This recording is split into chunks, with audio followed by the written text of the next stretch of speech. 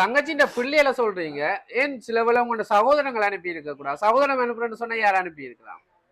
சகோதரம் மட்டும் எல்லாரும் சேர்ந்து அனுப்பியிருப்பினோம். வணக்கம் அம்மா. வணக்கம். பிறந்த நாள் வாழ்த்துக்கள். நன்றி. என்ன பேர் உங்களுக்கு? பாரதி.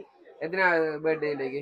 50வது. சரி, உங்களுக்கு எம்ஆர் சர்ப்ரைஸ் கிஃப்ட் மூலமா கிஃப்ட் வந்திருக்குது. அதை விட மிக்கி வந்திருக்குது. உங்களுக்கு கிஃப்ட் எல்லாம் தாரதுக்காக யார் அனுப்பியிருப்பாங்கன்னு சொல்லி எதிர்பார்க்குறீங்க?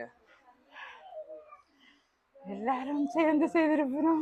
எல்லாரும் சேர்ந்து பொதுவா சொல்லக்கூடாது. குறிப்பிட்ட ஒரு சிலர் தான் அனுப்பி இருக்கிறாங்க. அப்ப அவங்கள சரியா சொல்லணும், இல்லாட்ட கவலைப்படுவாங்க. என்ன பிள்ளைகள் எல்லாரும் சேர்ந்து தங்கச்சி ஆக்கள் பிள்ளைகள் நிறைய இருக்கிறாவ எல்லாரும் சேர்ந்து செய்திருப்பினோம். இல்லையே, இந்த கிஃப்ட் வந்து வெளிநாடுல இருந்து தான் வந்திருக்குது. ஆனா நீங்க சொல்றாக்கிட்ட இருந்து வேற இல்லையே. தங்கச்சி ஆக்கள். சரி, பெஸ்ட்டுக்கு உங்களுக்கு வந்திருக்கா கிஃப்ட பாப்போமா? பல கூட வந்திருக்குது. நீண்ட ஆயுளோட நோய் நொடி இல்லாம சந்தோஷமா இருக்கும்னு சொல்லி வாங்கிக்கொள்ளுங்க. நன்றி. சரி, இப்ப சொல்லுங்க, இந்த கிஃப்ட் எல்லாம் பிரான்ஸ்ல இருந்து வாரன்னு சொன்னா யார் அனுப்பி இருக்கலாம்? பிரான்ஸ்ல இருந்தா சில வேளை இந்த இடத்துக்கு வரையலாம போன ஆக்களா இருக்கலாம், இல்ல உங்களுக்கு இது வரைக்கும் மிஸ் பண்ணாத ஒரு ஆளா இருக்கலாம், சில வேளை உங்களோட கதைக்காம பிரிஞ்சிருக்கிற ஆக்களா இருக்கலாம். அப்படி எல்லாம் இருக்கலாம். யோசிச்சு பாருங்க. அப்படி எல்லாம் சில வேளை இந்த இடத்துல வரையலாம இருக்கிறேன்னு சொல்லி ஒரு ஆள் அனுப்பியிருந்தா யார் அனுப்பி இருப்பாங்க? தம்பி தங்கச்சி. எங்க இருக்காங்க? தங்கச்சி கிளிநொச்சியில இருக்கிறா, தம்பி லண்டன்ல இருக்கு. ஓகே.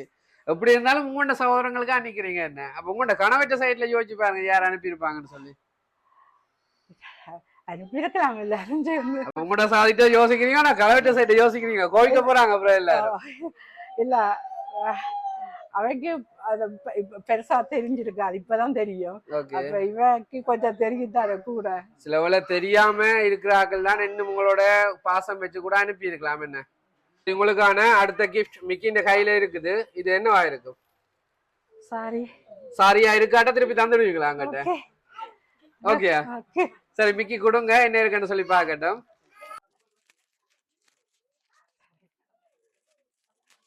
சரி, நீங்க சொன்ன மாதிரி சாரி வந்திருக்கு. என்ன பிடிச்சிருக்கா கலர்? நல்லா இருக்கு. சரி, உங்களுக்கு பிடிச்ச மாதிரி சாரி தான் வந்திருக்குது. இப்ப சொல்லுங்க யார் அனுப்பி இருக்கலாம்? எல்லாரும் சேர்ந்துதான் அனுப்பி. எல்லாரும் மட்டும் பொதுவா சொல்லக்கூடாது. அளவு கடந்த பாசம் வச்சிருக்காங்க தான் அனுப்பி இருக்கிறாங்க. நீங்க பொதுவா சொன்னா அவங்க கவலைப்படுவாங்க, தங்களை சொல்ல இல்லைன்னு சொல்லி. எல்லாரும் பாசம் வச்சிருக்கணுமே.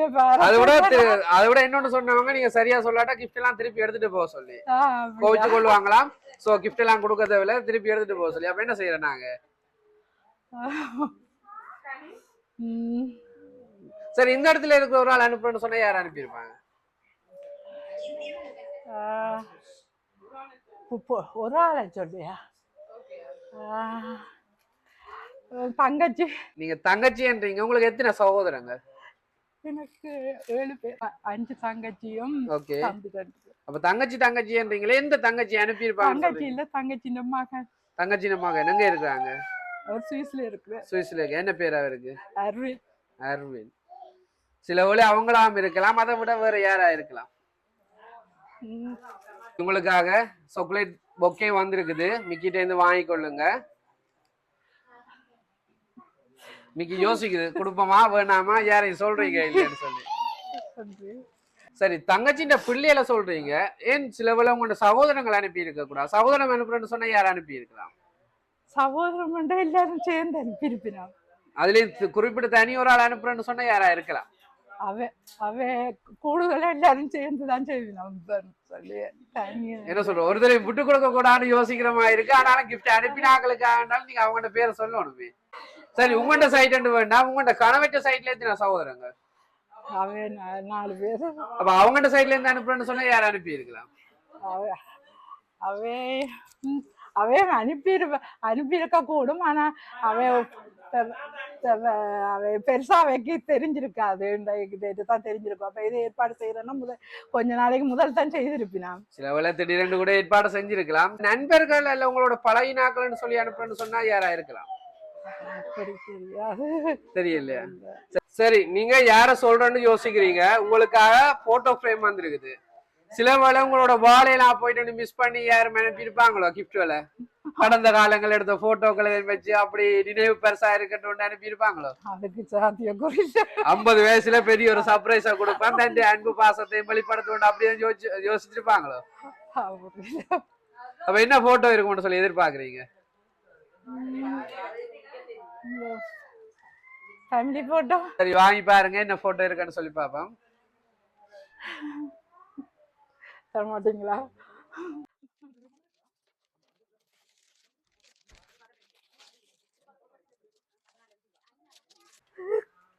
நான் சொன்னாக்கள் தான். சரி யாராஜ் போட்டோ இருக்குது? தங்கச்சி. ஓகே. இது அரவிந்த் குட்டி. அரவிந்த் குட்டி என்ன சுவிஸ்ல இருக்கிறவரா? ஓகே. மற்றது யாரு? இது உமாதான். ஓகே. அதை விட இன்னும் போட்டோ ஃப்ரேம் இருக்கு, அதையும் பாப்போமா? சரி அப்ப இந்த ஃப்ரேம்ல யார்ட்ட போட்டோ இருக்கலாம்?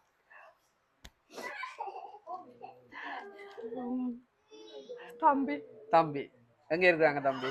லண்டன்ல. என்ன பேர் அவருக்கு? கஜன். ஏன் எல்லா சகோதரம் இருக்க, தம்பியை மட்டும் ஸ்பெஷலா சொல்றீங்க? அவனும் தங்கச்சியும் தான் மிஸ் பண்றோம், 2 பேரும் இல்ல இந்த இடத்துல. மற்ற எல்லா சகோதரமும் இங்க நிக்கிறாங்க அப்படியா? சரி அப்ப வாங்கி பாருங்க என்ன போட்டோ இருக்குன்னு சொல்லி பாப்போம்.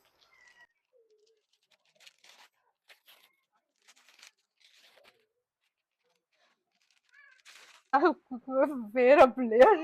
பேர பிள்ளைகள் எங்க இருக்கிறாங்க? இருக்கிறேன் 2 பேரும். ஓகே. அடுத்த போட்டோல என்ன இருக்குது? இது பிள்ளைகள் எல்லாரும் இருக்கிறோம். இது நீங்க 2 பேரும்? மற்ற எல்லாம் உங்களோட பிள்ளைகள் அப்படியா? பிள்ளைகள். ஓகே. அப்ப இந்த அழகான பிரேமலோட இந்த அழகான கிஃப்ட் எல்லாம் யார் அனுப்பி இருப்பாங்க ஃபைனலா? இது வந்து 2 பேர்கிட்ட இருந்து வந்திருக்குது, 2 குடும்பத்தின் சார்பில் வந்திருக்குது. அப்படின்னு சொன்னா அந்த 2 குடும்பமும் யாரா இருக்கலாம்? ஒன்று அரவிந்த், மற்றது பிள்ளைகள் எல்லாம் சேர்ந்து. பிள்ளைகள் எல்லாம் சேர்ந்து. எப்படி பார்த்தாலும் பிள்ளைகளை விட்டு கொடுக்க கூடாதுன்னு நினைக்கிறீங்க, ஒருத்தர் விட்டு கொடுக்க கூடாதுன்னு சொல்லி. இந்த கிஃப்ட் வந்து 2 நாட்டுல இருந்து வந்திருக்குது அப்படி சொல்லிக் கொள்வோம். 2 நாட்டுல இருந்து வந்திருக்கு. அப்ப அந்த நாடு எது இருக்கலாம்? ஒன்று சுவிஸ். ஓகே.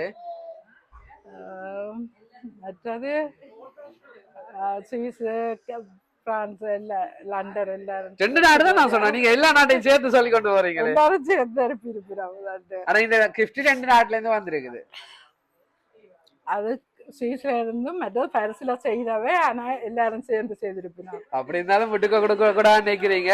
ஒன்று வந்து ஸ்ரீலங்காவில இருந்து கிளிநொச்சியில உங்களுடைய தங்கச்சியின் மகள் மேர் சாலி நிசாலினி 2 பேர்கிட்ட இருந்து வந்திருக்குது. அதே நேரம் லண்டன்ல இருந்து உங்களுடைய தம்பி கயனட்ட இருந்து வந்திருக்குது. நீங்க என்ன சொல்ல விட்டு கொடுக்க கூடாதுக்கா எல்லாரையும் சொன்னீங்க. எல்லாரும் வந்து உங்கள பாசம் வச்சிருக்காங்க. நீங்க சொன்ன மாதிரி இந்த இடத்துல இல்லாத 2 பேர் தான் தங்கள்ட்ட கிஃப்ட் அனுப்பணும்னு சொல்லி அனுப்பி இருக்காங்க. எதிர்பார்த்தீங்களா? சந்தோஷமா? சந்தோஷம். என்ன சொல்ல போறீங்க ஸ்பெஷலா உங்களுடைய தம்பிக்கு? நன்றி. அது மட்டும் இல்ல உங்களுடைய தங்கச்சியின் மகள் மேர் 2 பேருக்கும் என்ன சொல்ல போறீங்க? நன்றி. ஸ்ரீலங்காவில இருக்கக்கூடிய உங்களுடைய தங்கச்சியின் மகள் மேர் போன்ல இருக்கிறாங்க. நீங்க சொல்ல வேண்டிய விஷயத்த நேரடியா அவங்ககிட்டயே சொல்லிக் கொள்ளுங்க. நன்றி நன்றி குட்டியால். நன்றி நன்றி